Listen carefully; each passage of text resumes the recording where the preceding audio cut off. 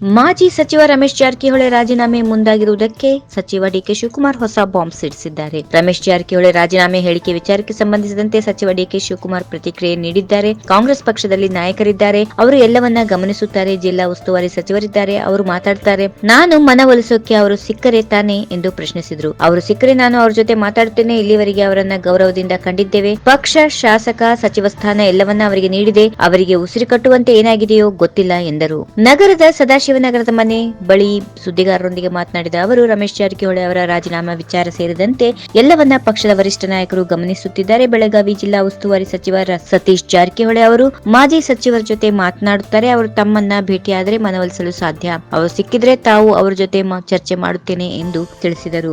20 ಕಾಂಗ್ರೆಸ್ ಶಾಸಕರು ಬಿಜೆಪಿ ಸಂಪರ್ಕದಲ್ಲಿದ್ದಾರೆ ಅನ್ನೋ ವಿಚಾರವಾಗಿ ಮಾತನಾಡಿದ ಅವರು, ಬಿಜೆಪಿಯವರು ಹುಚ್ಚರು, ಅವರಿಗೆ ಗೊತ್ತಿಲ್ಲ 78 ಶಾಸಕರು ಅವರ ಸಂಪರ್ಕದಲ್ಲಿ ಇದ್ದಾರೆ ಎಂದು ವ್ಯಂಗ್ಯವಾಡಿದ್ರು. ಸಂಸಾರ ಬೇರೆ, ರಾಜಕಾರಣ ಬೇರೆ. ನಾವು ಜನರ ಮೇಲೆ ನಂಬಿಕೆ ಇಟ್ಟಿದ್ದೇವೆ, ಗಂಟೆ ಮುಹೂರ್ತ ಇಡುವವರಲ್ಲ ಎಂದು ಸರ್ಕಾರ ಪತನಕ್ಕೆ ಹಬ್ಬ ದಿನಗಳನ್ನ ನಿಗದಿ ಮಾಡುವ ಬಿಜೆಪಿ ವಿರುದ್ಧ ಕಿಡಿಕಾರಿದ್ರು. ನಾವೆಲ್ಲ ಪಕ್ಷದ ನಿಷ್ಠಾವಂತ ಕಾರ್ಯಕರ್ತರು, ಹಳ್ಳಿಯಿಂದ ಬಂದಿರುವವರು, ನಮಗೆ ಯಾಕೆ ಬೇರೆಯವರ ರಾಜಕಾರಣ? ಬಿಜೆಪಿಯವರು ಖುಷಿಯಿಂದ ಮಾತಾಡುತ್ತಿದ್ದಾರೆ, ಮಾತನಾಡಲಿ ಬಿಡಿ ಎಂದು ಬಿಜೆಪಿ ನಾಯಕರನ್ನ ವ್ಯಂಗ್ಯವಾಗಿ ಟೀಕಿಸಿದ್ರು.